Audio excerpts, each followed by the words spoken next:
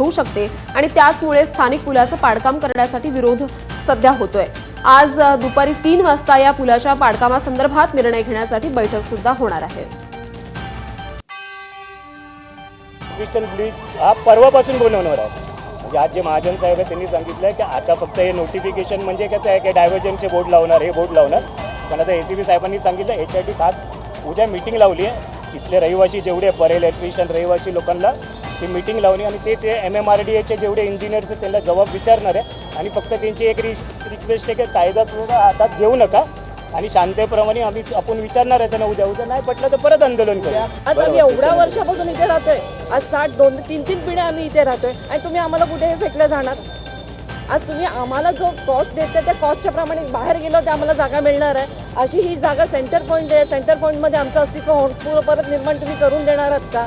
आम्ही सोपे किती विषय मांडलेत त्या विषयाकडे दुर्लक्ष केलं। ब्रिज बनवायचं सगळंच ओके, ब्रिज बनवायचं आम्ही मान्य आहे, आम्ही विरोधात नाही आहे, पण आम्हाला पण आमचा हक्क दाखवायचा। आम्ही मुंबईकर आहोत, आम्ही इकडचे आहोत, आम्ही बाहेरून आलेलो नाही आहेत की तुम्ही उचलाल आणि कुठेही टाकून द्याल।